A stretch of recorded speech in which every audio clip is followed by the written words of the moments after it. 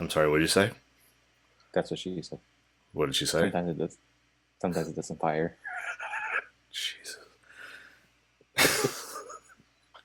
All right, homeschooling week 2, the Mandalorian season 2 trailer reaction, and part 2 of inappropriate movies we saw as kids. This on the Hyper Nerds Revenge.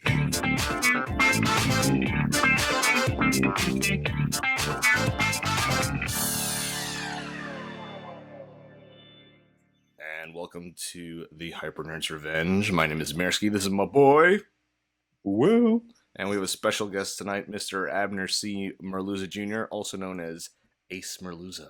How you doing, bud? Hello. Holla. Glad to be back on the mic in the lab with both of y'all's. In the office? In the office. Wow. Thank you, sir. Wow. In the office. Except he's the manager because he's in the actual boss chair. I'm in the regular meeting room. You guys, Right. I'm gonna have to join in on this for the next one. So, guys, we're in homeschool week 2. I think for most of us. Ace, what week are you in for the kids? Wow, we're a month in. You're a month in. Wow. Yeah, we're a month in. Yeah. Ace is in Texas, by the way, in Austin, Texas Yes, and Texas is Texas, and they started school looks like a month earlier than we did. Ace, how you been doing, man? Like, what have you been doing all summer? Wow. Oh, yeah, mostly staying in. I think we didn't really start venturing out till maybe 6 weeks ago, maybe towards the end of July, Hmm. where we're taking drives out to places. Things feel a little more normal, but we're a little selective as far as where we visit, who we hang out Smart with, man. etc., etc. But yeah, so far so good. The kids aren't complaining about their new reality, so Mhm. we're going good. Gotta give kids the credit for being resilient. They take these things in stride. It's like, I don't know what kind of impact it'll be when they get older. As of right now, I feel like Sure. they're handling it way better than I could have. Yeah, it's one of those things that they'll definitely be talking about years from now. Yeah, Kinda right. Kind of like how we look back on 1986 and Optimus Prime dying, but on a much larger scale. But there's just a lot more people dying Oh in man, real life. yeah. And there's no all spark to You fix everything. you get the drift. Yeah, exactly. All right. Well, we're glad to have you, and we are going to now transition into our first segment. Is our dad life segment.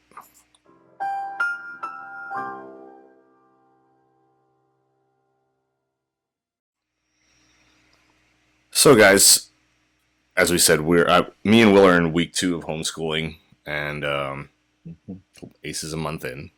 How has it been so far for both of you? I know I've had struggles. One being it's a harder grade, especially for X, 5th grade for him, Oh, and content. Annalise is really just starting to get used to actually doing work in 1st grade. And I've had a little bit of a challenge, just kind of getting them focused in their virtual classes. So I don't know how you guys have been dealing with that so far. So we'll start with you. Yeah, I'm actually experiencing the opposite, dude. To be honest with you, not to rub it in too much. The girls actually work, do their schoolwork while I work upstairs. So we're all in the loft, at the same time. Mm-hmm. And so, one of my kids are on the floor on one of those floor desk things.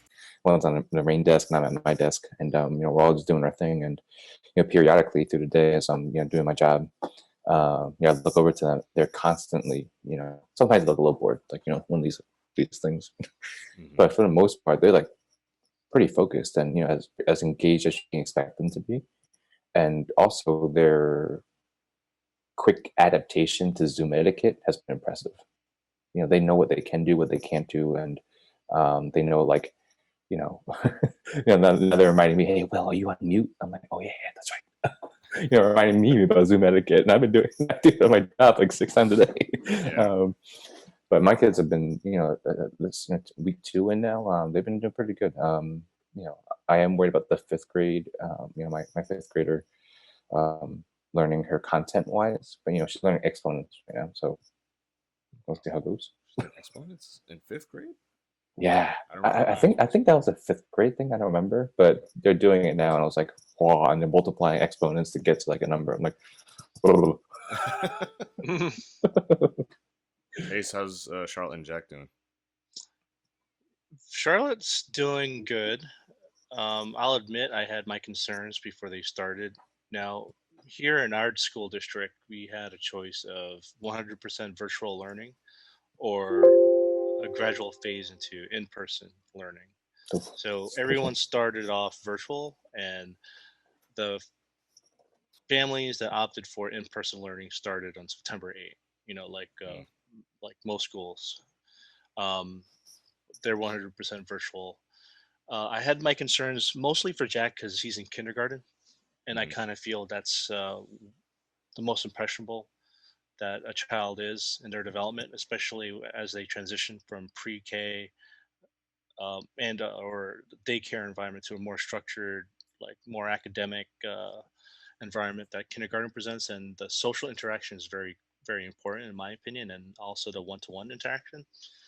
Um, and just the grasp of like their tech stack, I had concerns over, but after a few weeks, I realized I probably didn't give Jack enough credit for what he is capable of doing and what he's been able to pick up. So it's pretty cool to see how he's been able to navigate through Zoom. He knows when to turn off his camera and mute and unmute, and just the system of submitting assignments and activities between Mm-hmm. Zoom sessions. So um, he still requires a bit of handholding. I kind of have to oversee him more than Charlotte. I think Charlotte gets it just because she's in second grade, and I think right off the bat she picked everything up. What was required of her in the Zoom setting. Mm.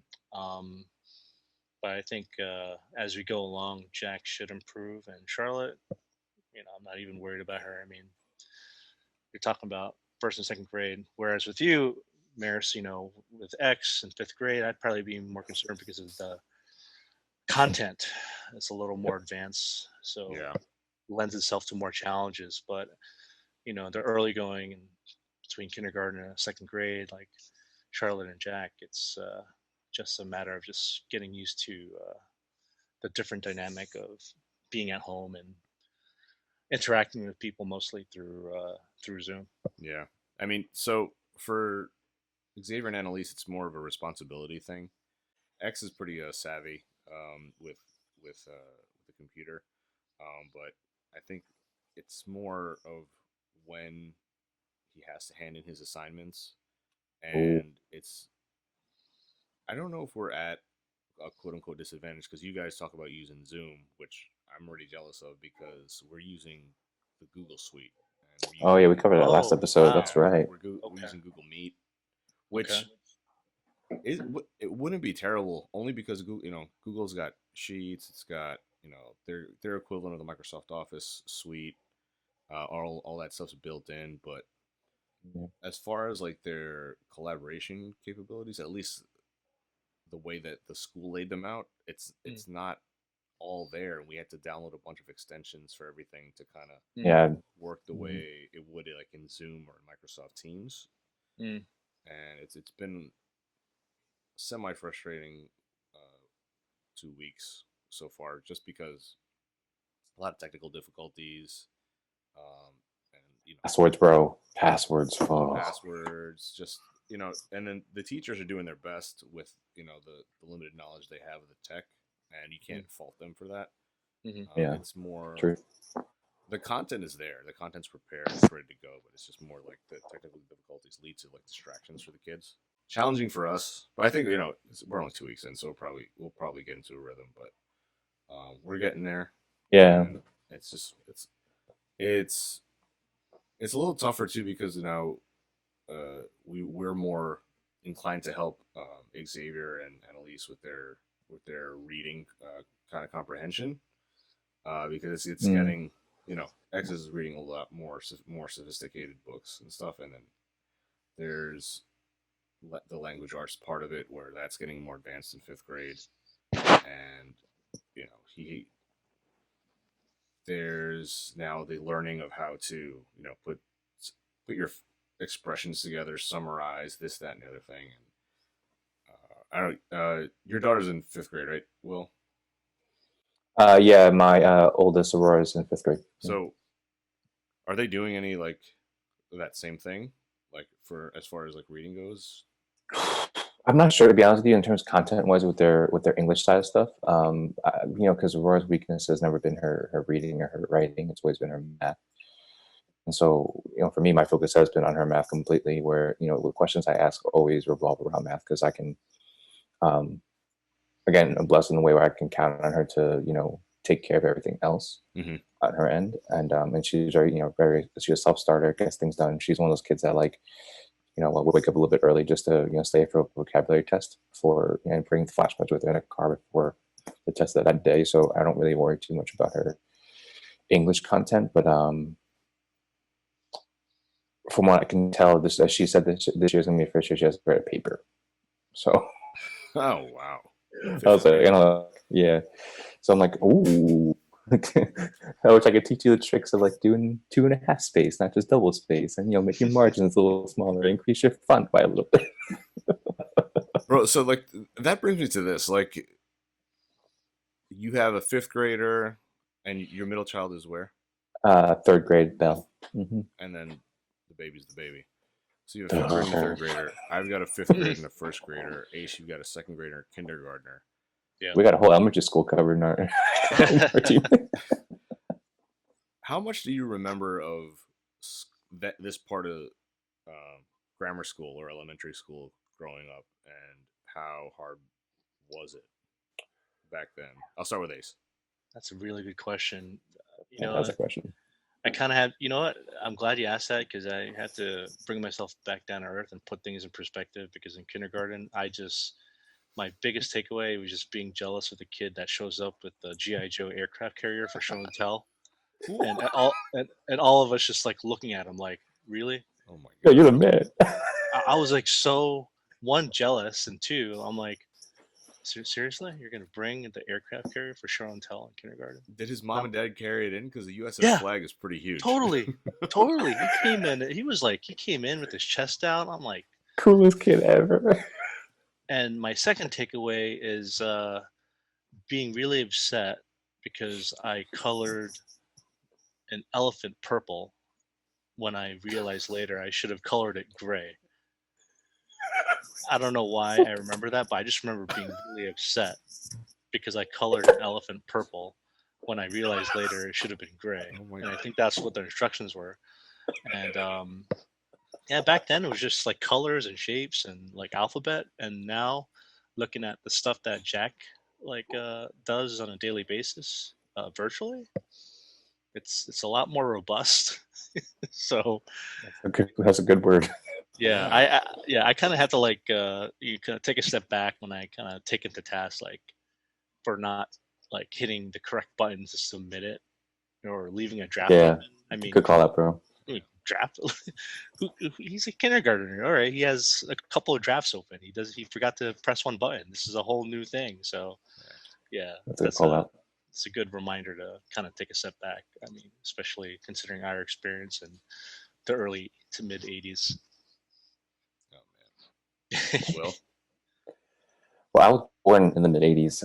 So my formative years, I guess, elementary school were, in the early and mid 90s. I remember. I was 86. Ace. Yeah, I was born in 86. Oh, dude. Wow. So, yeah, okay. I think that's why I had an affinity for Rodimus, or that's really his name. Right. Quickly. Yes. For me, like third and fifth grade were my favorite grades in elementary school. Outside kindergarten, everyone was kindergarten. But third and fifth grade, my favorite grades were the teachers I had. And I remember I was actually talking to Aurora this morning, and telling her, I wish you were in school right now because fifth grade was my favorite year. And she was like, "Oh, why?" And I was like, oh, for me, my fifth grade was equal to, your fifth grade equal to my sixth grade because our elementary school went from kindergarten to sixth grade. Hmm. And so in sixth grade for me was when they started doing like, going to different classrooms for science and for social studies. And it was only for one class a day, and then you go right back to your classroom. But you're getting used to that, that rhythm and that practice of going to different classes for different classes. I was like, I kind of explained that to her, and she was like, I don't get to do any of that. I just go upstairs. Oh, that's a part of virtual learning that kind of sucks. Yeah, is that they're not getting the full just kind of school experience, so to speak. Yeah.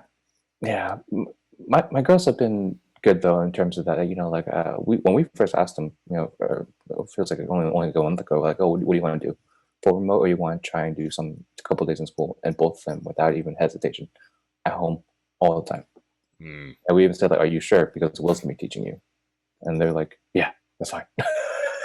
Yeah, we're the opposite. I mean, X and Annalise are dying to go back to school to see their friends and just get into and Annalise's first taste of school was really last year in kindergarten. And they're both in the same school, and she enjoyed the social norms of seeing her teachers, seeing her friends. She's a very social kid, and you can tell she feels a little bit deprived of that because she misses everybody. X just misses hanging out with his boys, and I can't believe I'm saying that right now because he has boys, and that's like, I want to hang with my boys. Like, what boys? Who's your crew? But yeah, and Ace and I grew up in Jersey City, and we both went to Catholic elementary schools. Yeah, and there's a certain curriculum and a certain ambiance of going to a Catholic school in Jersey City back in the day that I cherish and I have great memories of, especially fourth, fifth, and I'd say eighth grade are my favorite ones, because that's kind of where you start really making your friends that last for a long time. Interesting. And what was that? That was me. That was my alert. That's my alert. My master of none notification alert.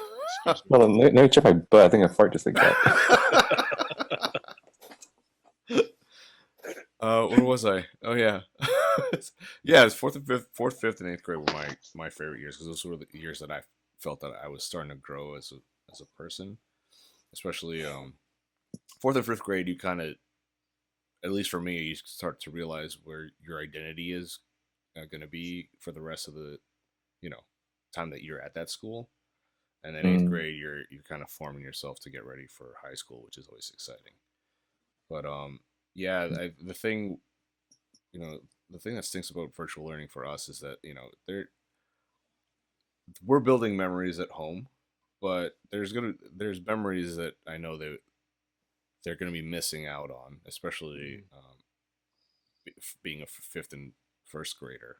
That yeah, because we can talk about, the three of us can talk about our great experiences in elementary school all day, and I feel like the only bad thing about this is that they're going to be missing out on some of that. So hopefully all this ends.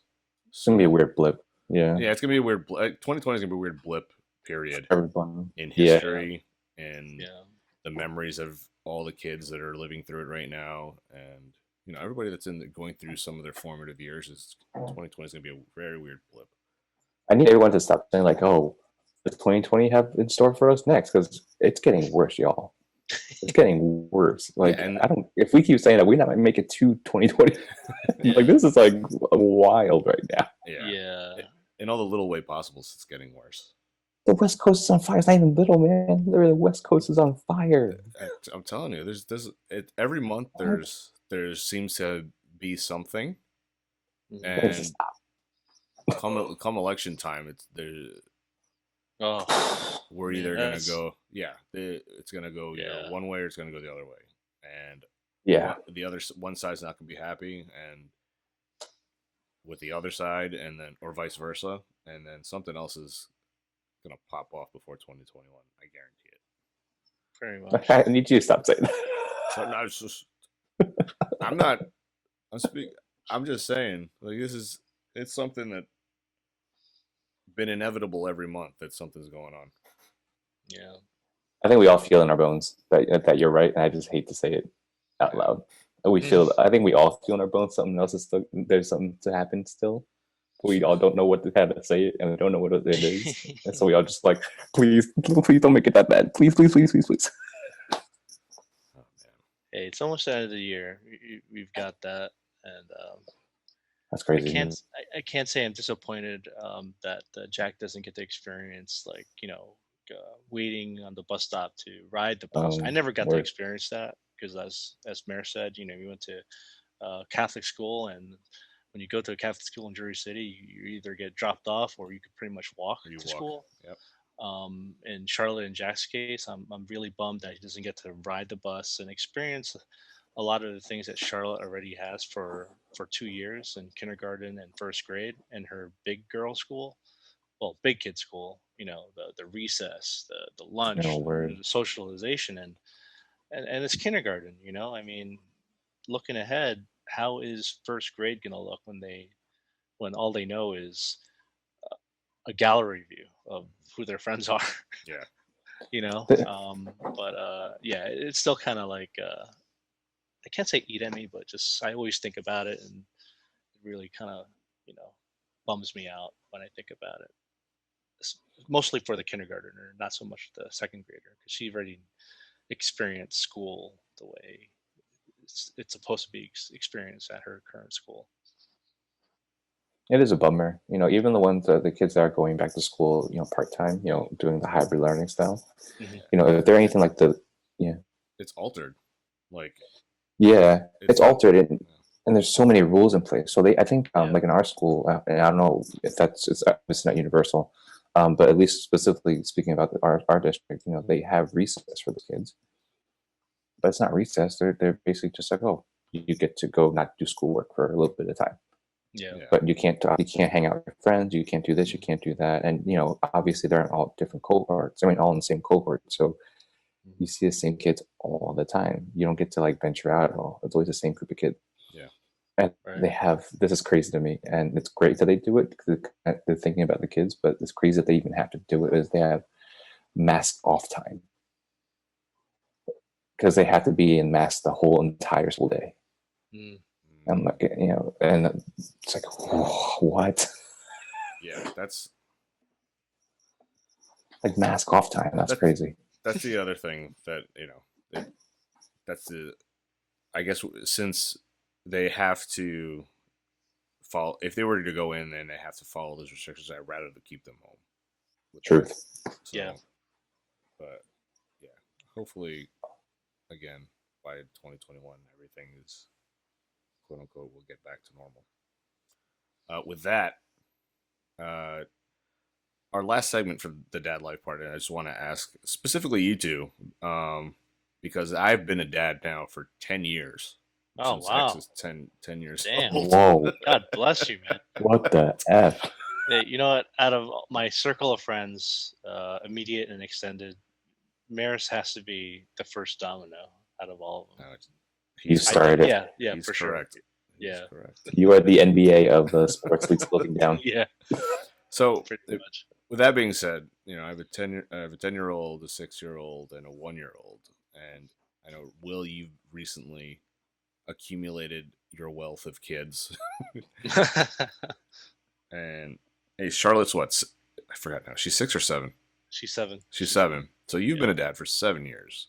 Yeah. So yeah, right? When you put it that way, when I ask myself this question, it's like, dang, I've been a dad for 10 years.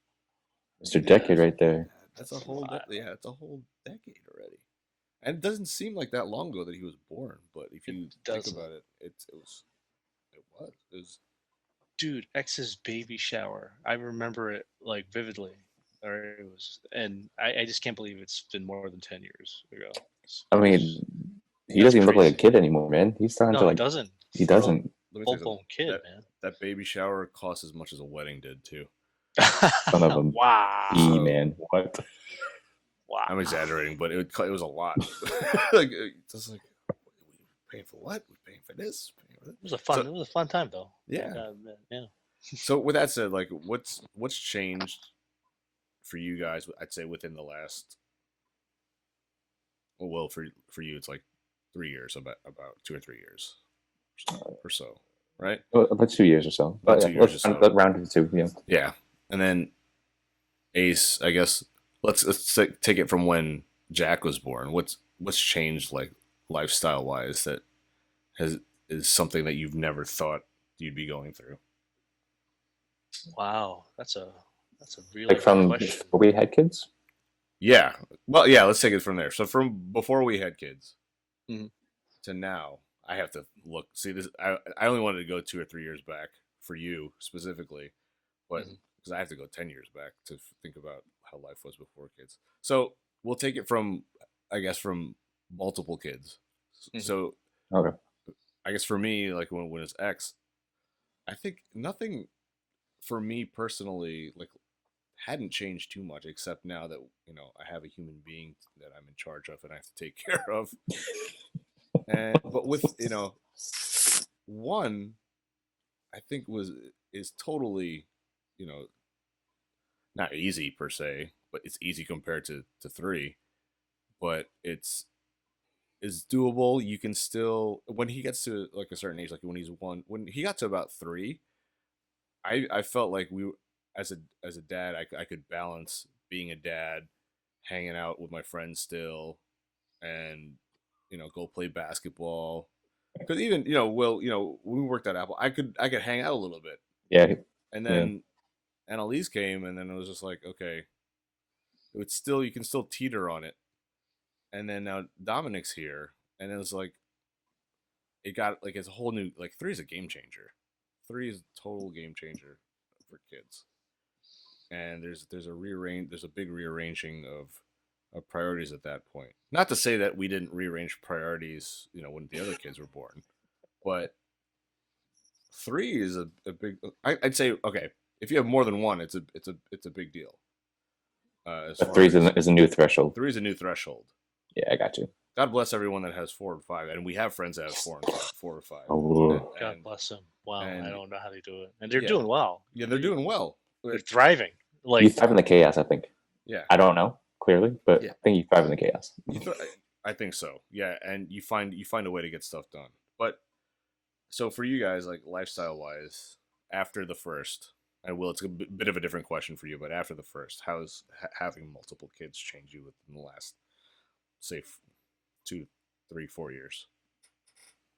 Yeah, for me, again, I had the amazing blessing of not really having 1 or 2 and just going straight to 3.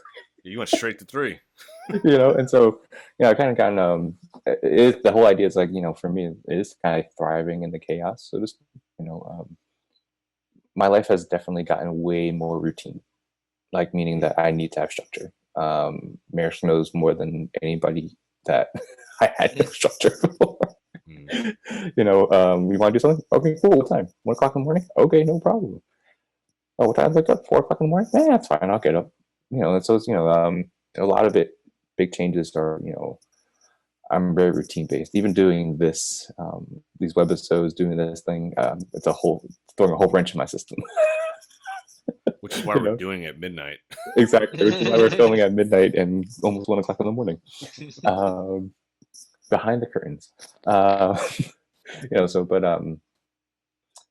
I guess from what I see from my friends who are only have 1 kid right now, and hearing the kind of their plights and struggles, I've kind of been almost insulated from it, because one, I've been very blessed with my wife had her 2 daughters before me, had my stepdaughters before I was around, so I'm kind of like, I lean on her experience a lot. And so I feel like the learning curve for me hasn't been as steep because she's been around, around this for a while, right? She's already done this for a while. And so she knows, like, hey, you can't do that. Why are you even trying? Like, that's a stupid idea. I've tried that already. So I saved a lot of mistakes from, just leaning on her experience, but then also just, knowing that every decision that's made makes an impact in their lives, as kind of like force correct my my alignment with all my priorities. And so everything that I do from the moment I wake up to the moment I go to bed, except for this, is for them. Right. It's funny how a kid will make you do that, huh? Like it's Only thing I can do it, to be honest with you. I think it's knowing the responsibility. You have that responsibility of guiding this kid the same way your parents did for you. And you're lucky that, in the sense that she's kind of had that experience, and you can lean on her. Like, I think for Ace and I, us and our wives had to go through everything kind of fresh. Yeah. And you learn it's funny, and I don't know, Ace would probably agree with me. You'll learn stuff with the first kid. Like, with the first kid, you're the most delicate. Mm-hmm. The second kid, you'll know what works already and what doesn't work. And then the third kid, you're kind of just all bets are off. All three of my kids have totally different personalities. X is the Joker. Yeah. And Elise is a sweet girl. And then Dominic's a bruiser. This kid is Godzilla in 2-foot form. And let's put our two kids together and let's see how much stuff they can destroy at the same time. And let's let someone else clean it up afterwards. Ace, how's it been for you? Well, the past 3 years, as you know, has been a transition to moving out of state. Yeah. But I can say when Jack arrived, it was easier because you already know what to expect as far as like the first few months goes. There were a few differences between Charlotte and Jack. But I guess I could speak on like the last 2 years before we moved to Texas. And we must have moved twice to two different homes in 3 years. So between having Charlotte for the first 6 months of the house that I grew up in, and then having to pick up and go because we had to sell the house at 6 months, and then Jack arrived like a year later. And then after a year went by with Jack, you had to pack up and leave again. Just the whole grind of balancing, prepping the kids to drop them off at two different places. And you're right, age 3 is a game changer because things kind of eased up because the older one's a little more independent and you're kind of focusing more on what the little one needs. And just thinking back, just the amount of like effort that went into changing diapers if they were at an age where they still needed it, or making sure they went potty before like putting on their clothes, all their jackets, loading them on a stroller, and then going off on my way to dropping them both off in two different places before schlepping to work. Yep. That was quite an adjustment. But I kind of feel like with anything, with reps, just kind of get used to it. Yeah. And you adjust. And now they're a little bit older, more independent, obviously, fully potty trained. And I can't say this. We kind of knew we wanted to, and it kind of worked out the way we wanted. So Maris knows this. I'm a gym rat, and I kind of knew that. Okay, like probably for 7 years, like the time to go in and be consistent is probably going to be a crapshoot. I knew that. Now 7 years later, I kind of feel like I'm at that place that I always thought about. Looking ahead when they were younger, like now I have a regular schedule, and going back to it again. So that's how my experience has been like, really. Yeah, I mean, so that's I think that the experience for everyone that has kids. It's I think for me, again, X turned 3, and I think I felt like I can kind of get back to the normal routine of like working out, going to play ball, doing this, that, the other thing. Mm-hmm. And Elise was born, and then we had to wait another 3 years get back in for me to get back to that point. Just me personally.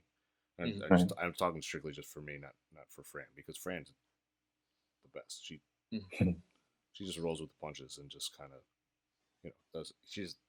Does it. And then at 6, X was 6 and she was 3, and then last year X turned 8. 9. He turned 9, and then no, I'm sorry, the year before, 2018, he turned 8 and she turned 5. And let me make sure I got that right. 4. That sounds sorry, right. she turned 4. Sorry, it's late, and I'm thinking, I'm doing math. And before we knew we were pregnant with Dominic, I think we were getting into a specific groove, and then we found out we were pregnant with Dominic, and then that groove, that whole thing kind of changed. That whole trajectory of how we were planning stuff out changed. Yeah. And it's again, 3 for us is a game changer, and it's just been, it hasn't been hard, but at that point when Annalise is already 4, they're both out of diapers. We're not worrying about diapers, not worrying about strollers, we're not worrying about this, that, and the other thing. And Dominic's born, we're right back to Yeah. Dang it! Right Shouldn't back give to those things away. yeah, and you feel Yeah. like I shouldn't have given this away, but you Yeah. didn't know you were having a third, but yeah, we're back to, and I think we were out of practice for so long, that we kind of had to get back into the groove of waking up, changing diapers, Yeah. night Feedings. Yeah. now having to bring the stroller everywhere again, and, Right. Snap and goes. Yeah. Pack and plays. But The whole Well, the whole suite of products. He's walking a lot now, though, right? So you don't have to take the stroller anymore, right? Because he's walking everywhere, right? I mean, technically, but eventually he gets tired. You still need the stroller, bro.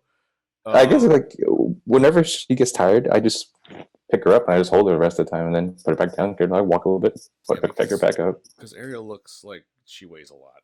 She doesn't, does she? Dominic's a boulder. Picking this kid up is always just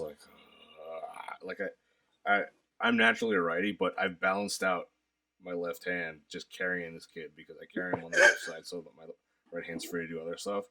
And I've noticed that if my arms have balanced out strength wise. Anyway, that'll bring the end to our dad life segment. We're always going to check in on each other and how everything's going with that segment. But that brings us to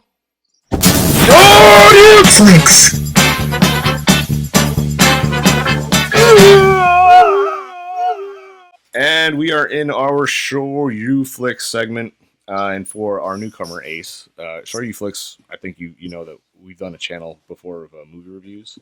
Yep, I'm familiar with the brand. Familiar with the brand.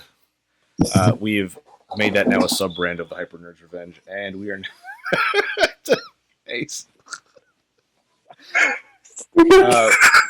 So sorry. Thanks, bud. You just totally threw me off. But I didn't see it. So what's happening?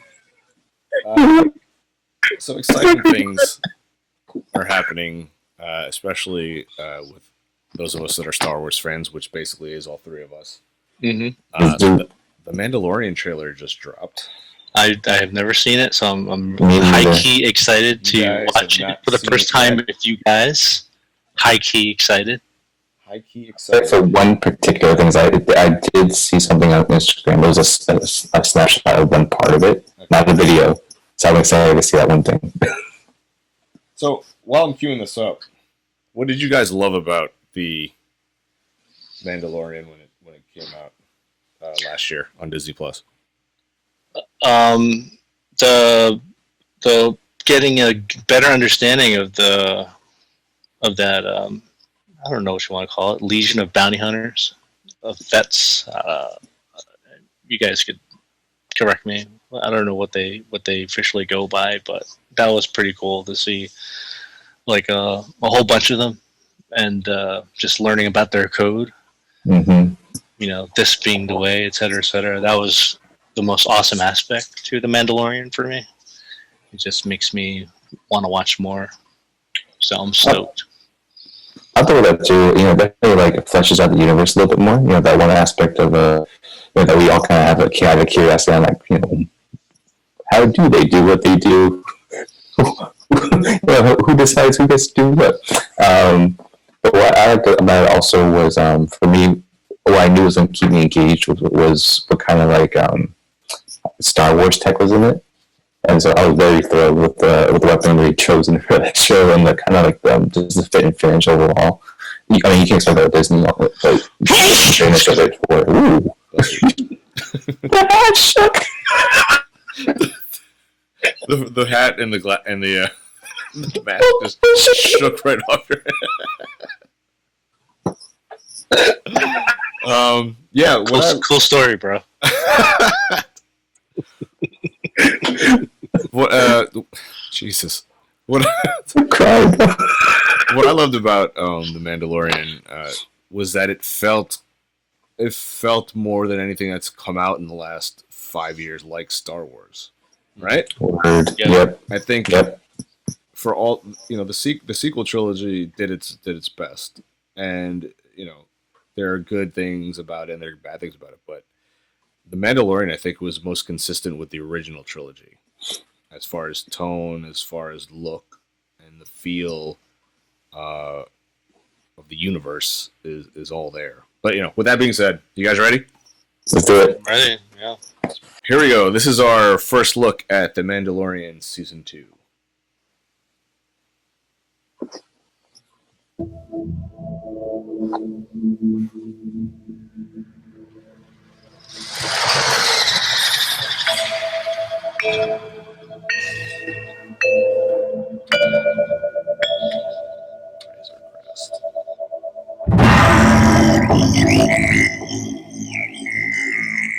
Show me the one whose safety deemed such destruction. You must reunite it with its own kind. Where? This you must determine. The songs of eons past tell of battles between Mandalore the Great and an order of sorcerers called Jedi. You expect me to search the galaxy and deliver this creature to a race of enemy sorcerers? This is the way. Yo.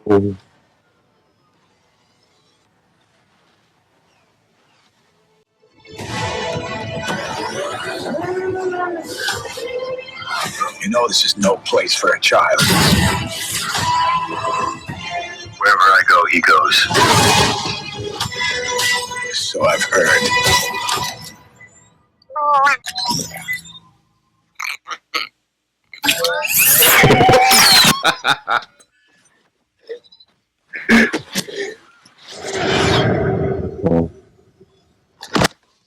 This is the way. Son. I Yo. can't wait. Can we talk about the fact that the legit boss is a Jedi? Yes, you're correct. That is The legit boss. Yeah, I'm still a wrestling fan to this day. I still follow it. I don't get to watch it like I used to, so I just kind of like follow up on the the story arcs and everything like that. Mm-hmm. But Sasha Banks is one of the best Yeah. in terms of WWE product right now, and so seeing her like playing and in the backdrop of like knowing that she's a nerd in real life too, that she gets to play even a character in Star Wars. I think she'll do the role service, do it adequately because of the passion she has for the content. Yeah. She's the boss. The legit boss. Legit boss. So, what was your immediate takeaways from that trailer? For me, I'm just excited that it seems as if some of the lore that we saw from Clone Wars is going to carry over into this series, and Clone Wars, for especially that last season of Clone Wars, the final season. I don't know if you guys have seen it on Disney Plus yet. Is awesome, and if you haven't, you should go check it out yet. The way that they kind of wrapped everything up into Revenge of the Sith was very well done, and you know, I can't wait for this. October 30th can't come soon enough, and I think they're doing the same thing where they're releasing it episode by episode, which is fine because then I have something to look forward to up until the holiday season. Yeah. But yeah, I'm totally excited for this. I'm excited to see. You didn't see any of what happened at the end of the first season. Like you didn't see any Giancarlo Esposito with the dark saber in that trailer, which it's still there. Right. Rumors that Ahsoka Tano is going to be there. Yeah, that was played by trailer. Rosario Dawson, and there's so much that they didn't show, but it was enough to be like, hurry up, we want to see it. Yeah. Ahsoka. I'm confused at how they work in Ahsoka though, because she's technically way younger than Yoda. So how did they introduce her? Well, this is not it's not a prequel. This is 5 years after Return of the Jedi. So I think so. Oh, right. So Ahsoka. Okay, yeah. Ahsoka would be around. Yeah, it's funny because I think a lot of people make that thing too, where they think that the Yoda in this the baby Yoda in this series is actually Yoda, but it's not. Which is why he's trying to take them back to this season to where he's supposed to be. Mm-hmm. And I think it's also another revelation that we don't know what Yoda's race is. Right. And I think hopefully we get to see that backstory in this season. Ace, what are some of your takeaways? Completely in awe. I mean, like I said, I may need to be completely out of the loop. So this is my first bite of recent pop culture. So kind of makes me want to rewatch season 1 in advance of this upcoming season. But, Same. Yeah, I'm with Will. I mean, I'm stoked to see a short glimpse of Sasha Banks, and really looking forward to hopefully her playing a prominent role as a Jedi. So that's going to be awesome. In addition to all the characters that you ran off. So yeah, it's going to be an exciting season. Yep. Mandalorian season 2 on October 30th on Disney Plus, and we cannot wait for that. Halloween. Right before Halloween. Yep. Halloween's on Saturday this year. Since my kids aren't going to be trick-or-treating this year, I might as well have them watch Mandalorian. Damn, man. Towards the end of October into November is going to be awesome. Between that, the election, hopefully something to celebrate, the NBA draft. Yes, the draft is on the 18th now. Yeah, November draft. 18th. Never been least excited for an 8th pick in my life. Yeah, PlayStation 5. That looks so sick. I wish I had an excuse to get one. Not $800, by the way. That's Xbox One S though, for $300 a full Xbox, man. The only appeal for me between the two is that the Xbox, the newer Xbox, you can play all the previous Xbox games from the first Xbox, and the PS5 is only backwards compatible with the PS4, which is still not bad, but right. It's annoying though. It's not that hard to make something backwards compatible nowadays. It really isn't. Takes up very little server space, especially those PS2 games. Speaking of backwards compatible, how backwards compatible were we with some of the movies that we saw as kids? Depends on one. Ace saw our RoboCop segment on the last episode, and he would definitely love to add to that. So again, for those of you that are just tuning in and didn't see episode 2, we did a quick segment on Show You Flicks about inappropriate movies that we saw as kids. And one of the big things that came up for me and Will was RoboCop. And Ace, I know, quotes RoboCop back and forth, front ways and sideways. Such a and needed to chime in also on this particular movie.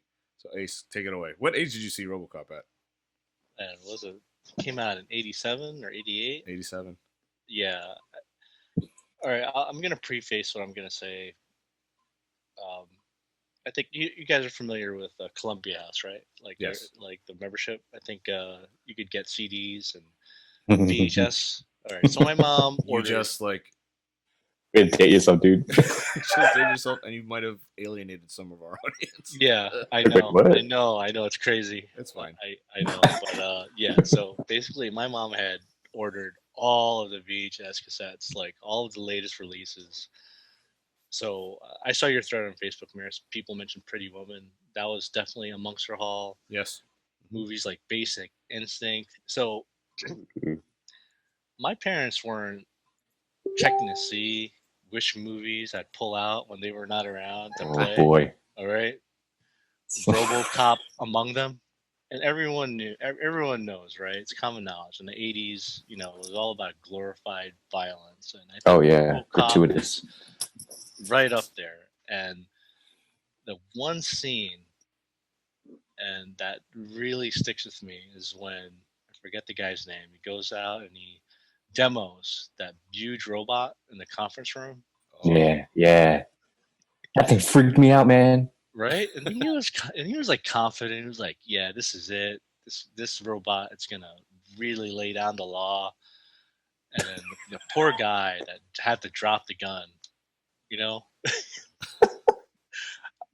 You can show a clip right now. Like watching that scene again, I'm like, "There's so many other things he could have done. He could have just like ran straight past the darn thing out of sight." I mean, that robot wouldn't be quick enough to catch up with him if you just like ran past him.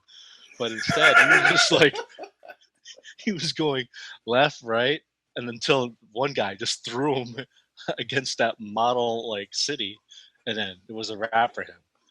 And did he really need to like take in all those bullets? Help me. And how about that one guy that said, "Get an ambulance, get an ER"? Like, Yeah, I was gonna help him. he's dead. There you go. Oh, there we go. Oh, jeez. Take a close look at the track record of this company, and you'll see that we have gambled in markets traditionally regarded as non-profit. Hospitals, prisons.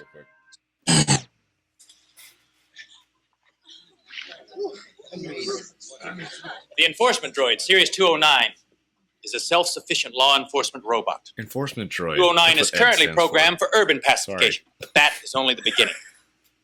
After a successful tour of duty in old Detroit, we can expect 209 to become the hot military product for the next decade.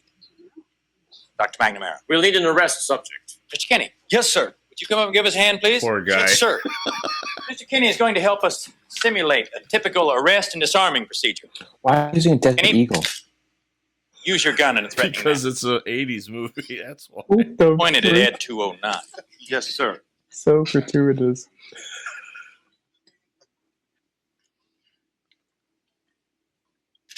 Put down your weapon. You have 20 seconds to comply. I think you'd better do what he says, Mr. Kenny. You now have 15 seconds to comply. You are in direct violation of Penal Code 113, Jesus. Section 9. You now have 5 seconds to comply. 4, 3, 2, 1. I am now authorized to use physical force. I think we get the point at that point. Come on, you gotta, No. you gotta let it run. You gotta let it run, man. Do you see the scared people in the backdrop? You see it? Oh man, yeah. I mean, it's a They're just 7-year-old. pushing him back. There's just so many squibs. Coming out. Dude, that thing freaked me out when I was a kid. Like that scene where he's like trying to get down the stairs. Oh. I was like, it's meant to be funny or weird. It scared me.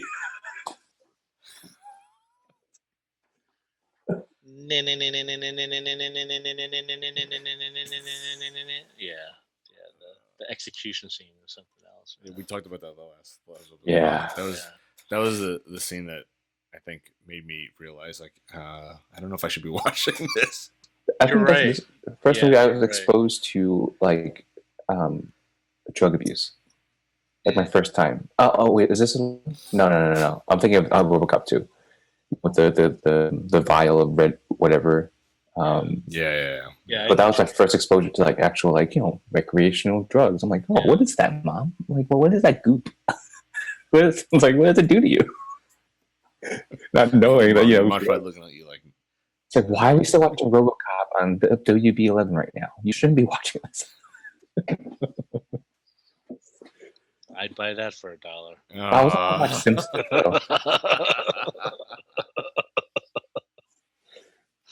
It's a classic movie, man. You gotta, it was. It is.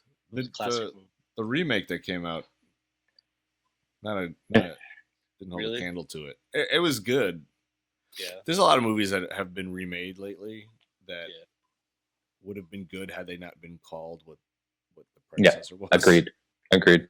The namesake kills their chances of succeeding, or magnifies it if they are able to do it. Just call it something else. Tweak it a little bit. Robot enforcement of law guy. All right, guys. On that note, we are going to go into our.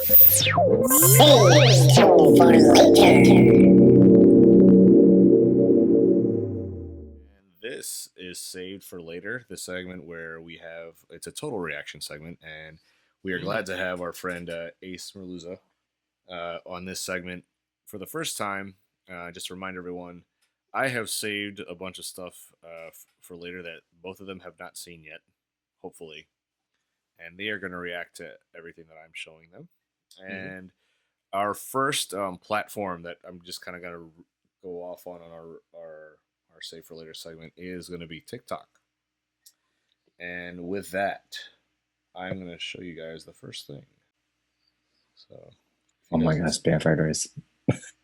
So this is a cool one that I saw from Titus of All Time. That's the username, and it's how to make spam fried rice in under 13 seconds. So obviously, we've all had this. Here we go.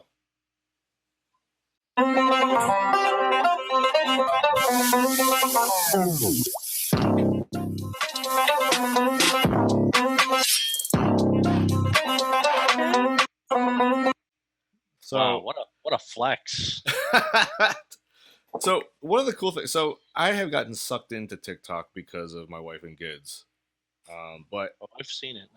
One thing that I am impressed about TikTok is the creativity that was previously seen in Vine a couple of years ago, where everyone was getting really creative with the editing because they had a limited time to do their video. But that's not the case with TikTok. You have the same time as Instagram, but everyone is still getting it's super creative. And I think the one cool thing about TikTok also is that they don't get dinged for using real songs. Oh, nice. So, like in Instagram and in Facebook, where it kind of ruins the vibe. And probably we'll get dinged for using some of the stuff on YouTube, but who cares? We're not monetized yet. And what did you guys think of that? Like I said, it's like a flex. That is awesome. I appreciate like someone who can make a good spam fried rice, any dish for that matter. And, I've been seeing a lot of similarly produced videos from TikTok, and I've noticed, and I think if there was one reason for me to join TikTok, it would be to like view the recipes. I didn't even realize that's a pretty good like destination to see how people concoct like quick food things. Easy to make meals. Yeah, so aside it's from quick other too. things, I'm pretty sure I'll get sucked into watching other things because of the algorithm. But if there was one reason for me to join it, it'd be to look at like recipes. So the next thing we got is something that I think you guys will find interesting because it has to do with the NBA, and there's a very interesting parallel that this gentleman brings up between Giannis and LeBron. So you're telling me that LeBron was drafted in 03, Giannis was drafted in 2013, LeBron's first MVP was in 09, Giannis's first MVP was in 2019, LeBron lost 4-2 in the Eastern Conference Finals in 2009, Giannis lost 4-2 at the Eastern Conference Finals in 2019, LeBron loses the Eastern Conference semifinal in 2010, Giannis loses Eastern Conference Finals in 2020, LeBron joins the Heat. That means Giannis is gonna join it. I'm just this is fucking crazy. I'm just saying it's fucking. So you're telling me that Interesting, very interesting parallel there, I think. I mean, you could also go a little further because they're both Nike. Jesus.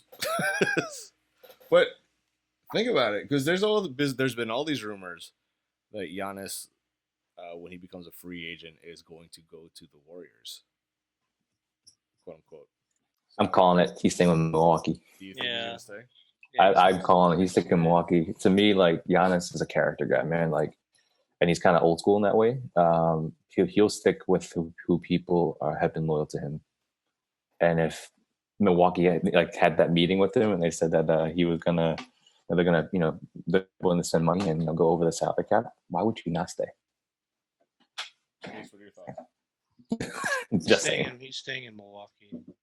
I don't see him being the type of guy to just leave to join another team. Right. Because I mean, he's the guy in Milwaukee, and I don't see him like going to another team and culture and making room for himself to be the guy. And LeBron had a little learning curve himself, and whether or not to assert himself or defer to Dwayne Wade. And Dwayne Wade has gone on record recently and has even spoken on the fact that he had to set aside LeBron, I think, in year 2, say, hey, this is your team. I understand what you may be feeling. It's Wade County. It's always going to be Wade County, but for now, I'm going to take a step back, defer to you, LeBron. You take it over, and look what happened. They ran roughshod in the league and ultimately, won the chip in their second year together. So, but yeah, I don't see Giannis going that route. Especially Miami. My opinion. Yeah, especially to Miami. Although it's an awesome culture. It's funny. Like when LeBron was on the Heat, I absolutely hated the Heat. I hated the whole Heatles thing. But now, I absolutely love how they built that team. I'm a big Bam Adebayo fan, and Maris, as my witness, will tell you that in advance of the bubble even starting, and we were talking about who's going to make an impact. I even said it, and I even said, like, run this again a few weeks from now. I'm picking the Heat, and where are they now? Yep, this is my witness. Yes, it's very true. I like the Heat. I can't like the Heat. No matter. Yeah, I can't. I got orange and blue. No matter what. I like you're right. Yeah. I can't. I'll never forget Alonzo. I'll never forgive Alonzo, man. And there's a Pat Riley thing, but there's something about players that you like. I could look past that for certain iterations of teams. So that being said, I like the Heat, but I'm gonna pick the Celtics in 6 for one specific reason. Will might know why. And I'm gonna cue it up. Ace, this might be a total surprise to you right now. So give me. Will, do you know I'm gonna show him? I don't know. I'm a little scared. Oh, stop it. No. What you see there, obviously, if you're an NBA, you're like a peripheral fan, you know that is Enes Kanter, who was a former Knick, now current Boston Celtic. Was also, if I'm not mistaken, a Blazer at one point too. Forgot about that. So that's who that is. And if you know what Cameo is a platform in order for you to essentially meet, meet like a celebrity or an athlete or something like that. Get a shout out from them. Yeah. I've gotten cameos in the past. This is from our friend Jason Freyna. What up, Jay? Jay Gray, thank you very much for this. He sent this to me and Will specifically from Enes Kanter. What's up, Will and Maris? Maersk, I hope I said it right. I hope you're all doing well. This is Enes. I'm from Boston Celtics, and I just want to say, hey, really appreciate for the support, man. Definitely mean a lot to us, a lot to me. When I play with the Knicks, I had an amazing time, man. There's nothing like play at the Garden, you know. And I'm sure that they're gonna turn around the corner and they're gonna be a really good team soon because they have some very young, talented players. But when this whole pandemic ends, man, I have to see you with your family at one of my games, and we are about to actually play against the Heat. So please pray for us. That's awesome. And He's it's a can't just cool say guy. that my first name. He said my name twice because he couldn't pronounce it. That was the coolest. That was a highlight of my week last week. And it's only, you know, I'm not gonna ever like. It's one of those things you never like really tell anybody, because you know it's a personal thing. You know what I'm saying? So it's like, you know, no one knows about it except for me, Maersk, and Jay. I'm like, yo, That's awesome. that's been Yeah. Cantor, man. I thought it was cool, and you know, he said they're playing the Heat, so pray for them. So, you know, I don't have a horse in the race really, so I'm gonna go with the Celtics. I like Kemba, so Either way, it's you know, the finals is shaping up to be a pretty fun. interesting matchup. There's a lot of storylines you could like take from whatever result. You know, I mean, if it's the Heat, you got like the whole Pat Riley angle, the former Showtime coach, and obviously LeBron used to play for the Heat. So whether it's the Heat or the Celtics, I mean, Lakers versus Celtics. It doesn't get any more classic than that. Right. NBA is hoping for that. I promise you Yeah, that. Exactly. yeah. The montages they're gonna put together for the Oh, yeah. finals. Oh my Without a goodness. Man, I don't even get into that Clippers collapse. doubt. But this next save for later segment, you guys might hate me for, but we're all Knick fans here, and we all feel the same thing. But before I show this to you guys, I just want to let you guys know I love you, and don't hate me for playing This might effectively end this episode. this. 2011, the Knicks traded for Carmelo Anthony. They gave Denver a lot, including the right to swap draft picks in 2016. Fast forward 5 years, New York is slotted at number 7 and Denver's at 9. Denver activates the swap rights to jump up, allowing them to take Jamal Murray. So who did New York get to take at number 9? Nobody. Back in 2013, they traded that pick to Toronto for Andrea Bargnani. Good old Knicks.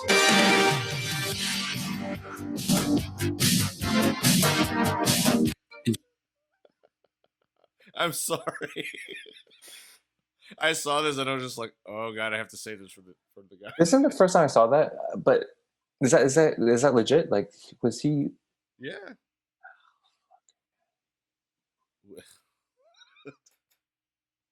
I have no words. I'm sorry. He's turned out to be such a great player, especially in these playoffs.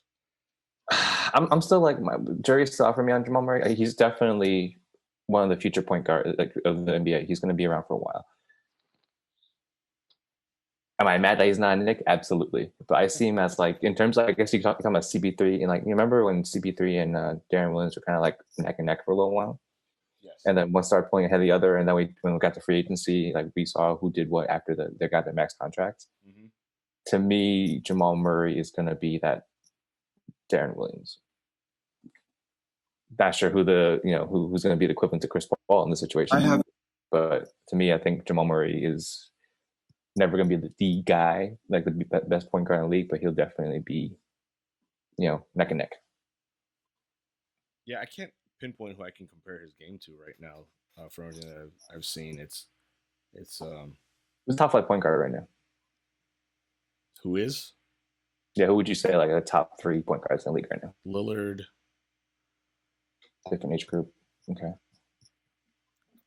don't know if CP3 is top 3, but not anymore. He's still like top 10 at least.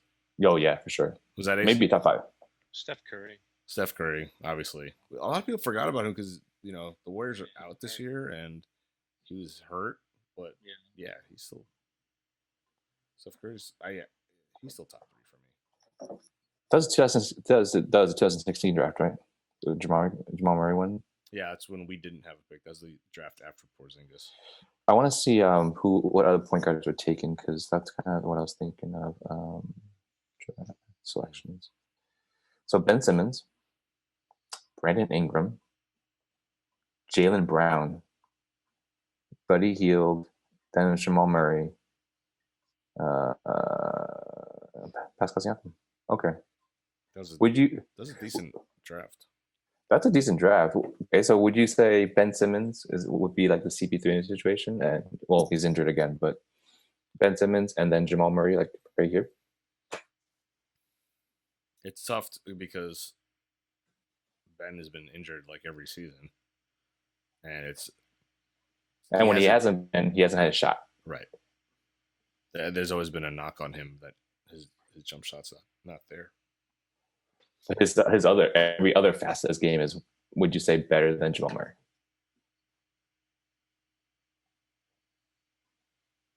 I mean, offensively, absolutely. Offensively, yeah, but Jamal Murray has proven now in these playoffs that there's a gear that he can go to get his team to win. That team, the Nuggets were down 3-1 twice. But you can also say that part of the reason they were down so often and was because when the days he didn't show up, and so consistency plays in part in my brain too. Also, that too, but Ben Simmons has never had that thing. Has never been in that situation. But he got 2 chances at Rookie of the Year. Anyway, this is the last thing that we're gonna see on TikTok.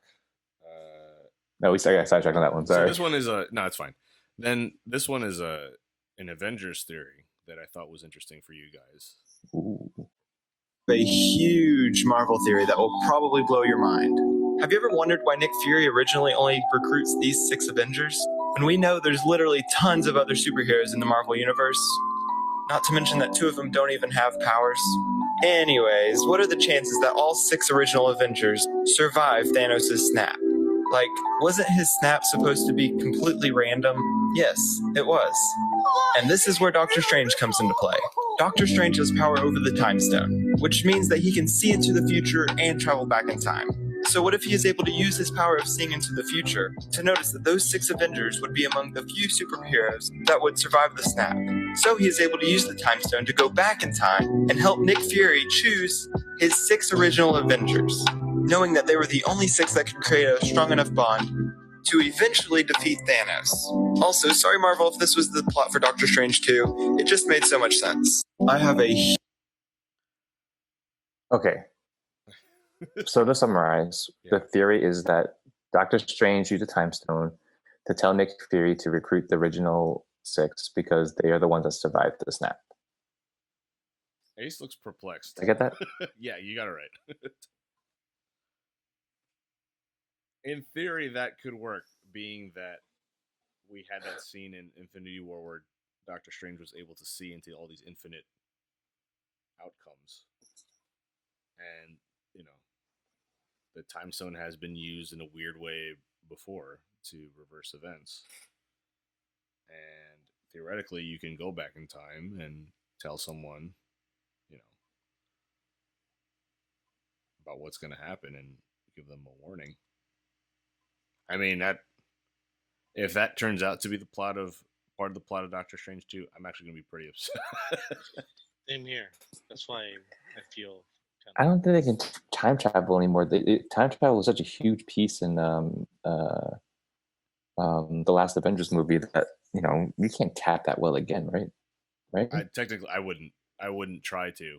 I wouldn't think that's a good idea. But the only place it would work is the Doctor Strange movie, because the title of that sequel is in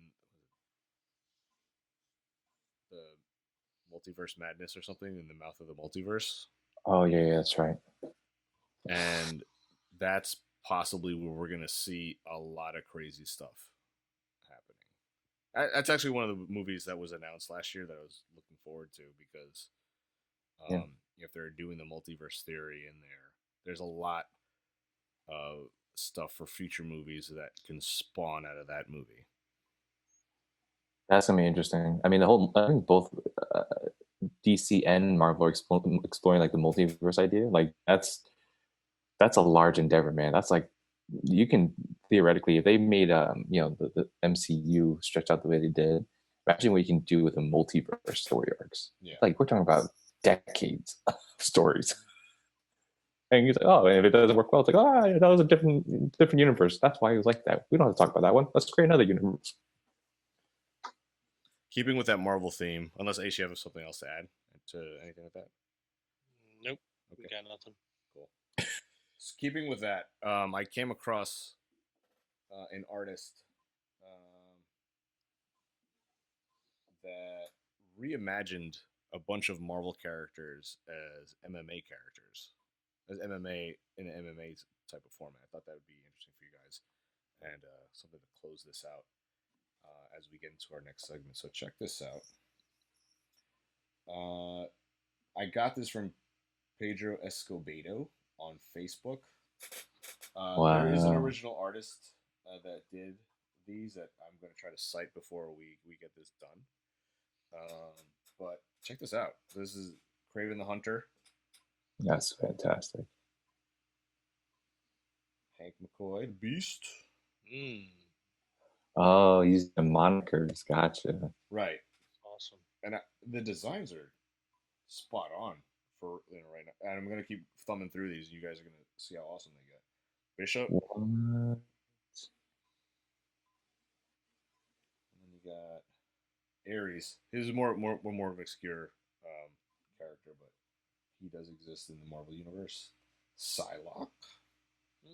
Liz Braddock, Psylocke. That is dope. X-23. Yo. Which doesn't look like her without the claws, but still one of my favorite newer mutants. Rogue, which looks more like the Anna Paquin Rogue. Mystique.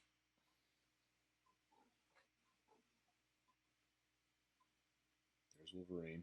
Imagine Wolverine with all those tats. Imagine Wolverine doing MMA for real. My God. He would never lose. There's Blade.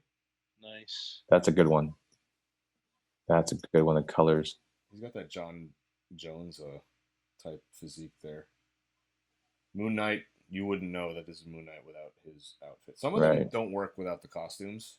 Yeah, I agree. At least the artwork on here is still pretty dope. There's Captain America with the Conor McGregor type tattoo on his chest. The eagle, that eagle. Thor is my favorite. Look at Thor.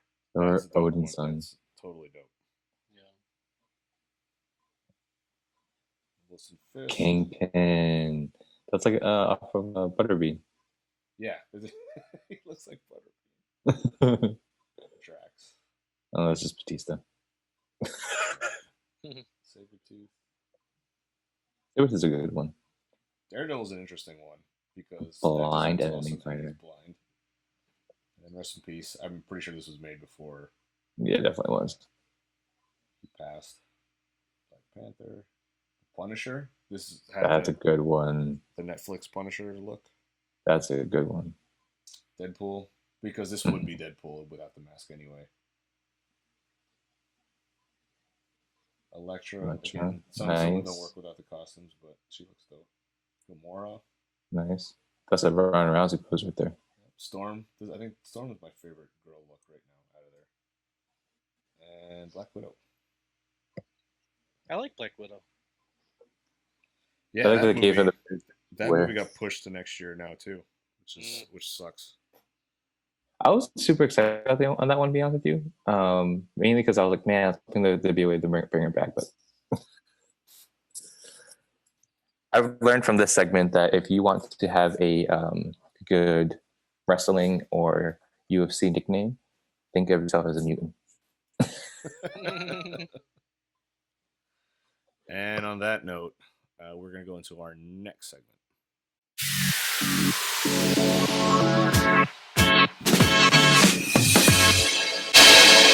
All right, guys, it's time for Throw Me Back. And in this third episode and edition of Throw Me Back, we are going to be doing a Throw Me Back trivia challenge, being that our special guest, Ace Merluza, is in the house. And it'll be Ace versus Will. Mortal Kombat pose. In the subject of 80s and 90s cartoon and TV themes. So what's going to happen is I'm going to play a theme, and the first one to guess it gets a point. First to, we'll make it NBA, so first to 7 points Good? Do this. Good. Here we go. Our first theme.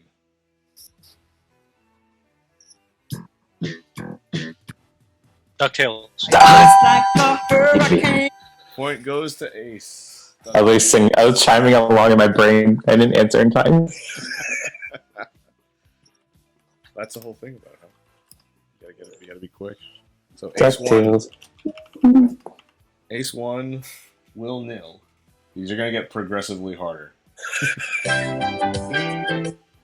Who's the boss? Nice. I literally saw him walking into the house, into the kitchen. I just couldn't figure the name. Ace 2-0. I love it. This is probably the best thing we're doing all night. I pictured him going to listen to Lano and like giving her was it milk or something? Just Point to Will for the Power Rangers. 2-1. Dun, dun, dun, dun. I needed that one. That's why we the only one I get all night. Here's number 4. Show me that smile. Don't waste another minute on your Nice. crying. Ace got it. Growing I didn't know that one. I knew the song, but I didn't know the TV show. Get a picture. We have a 3-1 lead. Follow the Clippers. Here's number 5. He's gonna give it away in a few seconds. So if you don't get it after that, I'm gonna pull it.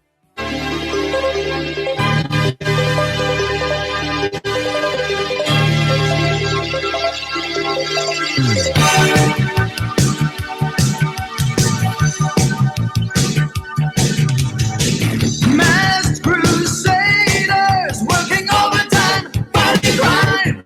Body grind. Secret raiders.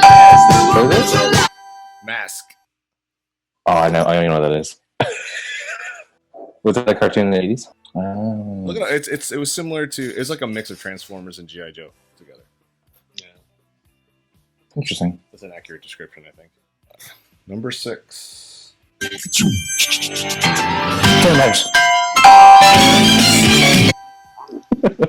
We'll drop the hammer on that one. Really matters. That's way too quick. You gotta be. Ace has been quick today. I think that's gonna be the last one for me. I know my parents love me, stand behind me, come what may. I know now that I'm ready, because I finally heard them say it's a different world. Does that go to anybody? It goes to nobody since they said it in the title. Yeah. We're gonna move along on that one. You know, I used to watch Different World a lot too. Well, that was the original theme song. Maybe that's why I didn't know it. The theme song was different. Season 2. It was a little bit I don't beat. picture them going through the different rooms in that song. Yeah. Well, that's why it's trivia. You got to know what you know. I don't know much apparently. All right. So I am going to limit this to the first kind of few seconds for you guys to get. Okay. Let's do this one.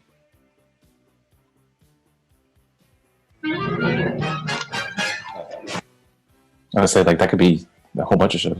It's time for Yes. Okay. Well, No, that's not fair. I was literally saying it's like 4-3. Well, you got it quick. Ace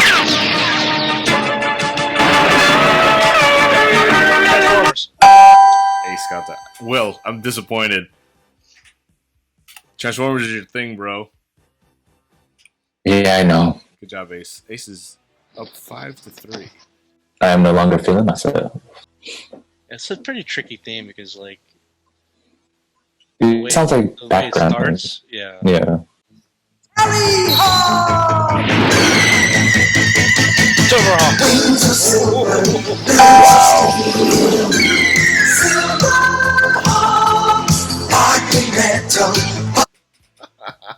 I thought it was a different show. I was way off. I don't even know what Silverhawk is.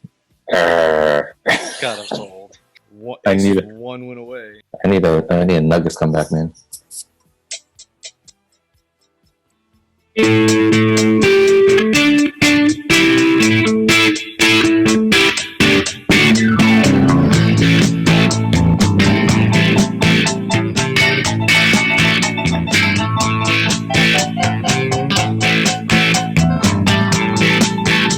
fair enough.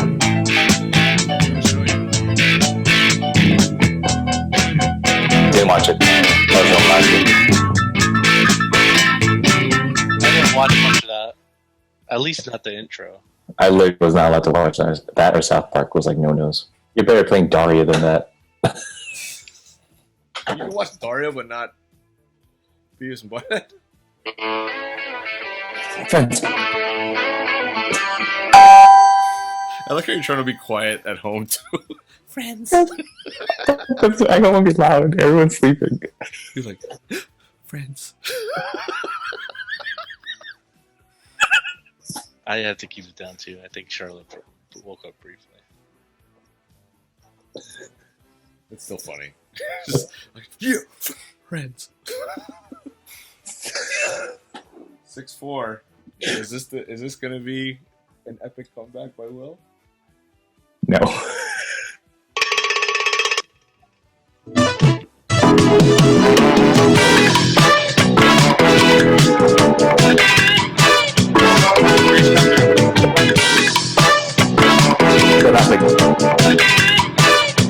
Was that Cosby Show. Cosby Show. Will got it. Cosby Show. 6-5. That intro though was very similar to Three's Company. I'll give you that. I ain't here coming knock on my doors. I'm like, it can't be Right? that way. Yeah, it didn't. Yeah. This is closer than I thought it would be. A good way to say it. That's what she said, but I'm not gonna say that. All right. I'm just gonna say someone should have said it. I'm just gonna say someone should have said it. I should have said it because There you go. we both should have said it. Hey, so I'm gonna be actually pretty disappointed if you don't get this one quicker than Will. Oh, come on, man. Pressure Ready? me. Pressure me, bro.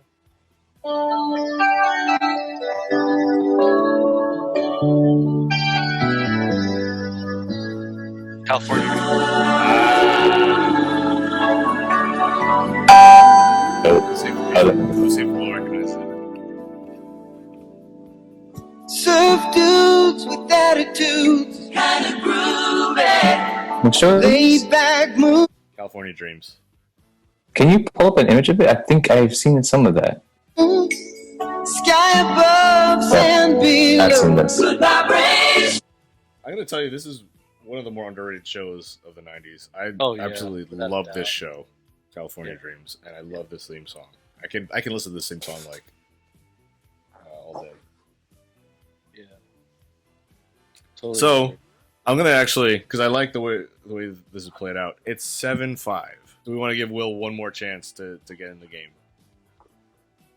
We can do one more just so that, leave it on that note. Let's do one more and see Okay. if Will get it. If not, we'll declare Ace the champion for tonight.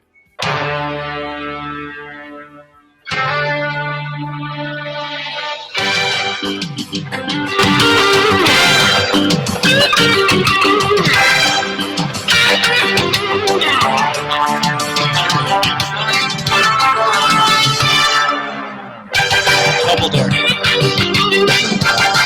Is it Dumbledore's theme? Ace is the undisputed champion tonight. Break it down. This is the last time. It's just a touchdown. Just not tired of doing what you're doing. Like a break, boy. Yeah. Like a break, boy. Our special guest, Abner C. Merluza Jr., Ace Zula, is our trivia champion for this episode. I want to thank everyone for tuning in to episode 3 of the Hyper Nerds Revenge. If you Screenshot like this. our content, don't forget to like and subscribe. And we will see you guys next time here on the Hyper Nerds Revenge.